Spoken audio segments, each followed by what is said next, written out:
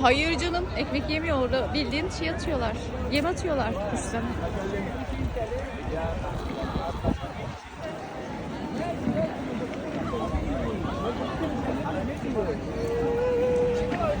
Kuşlar.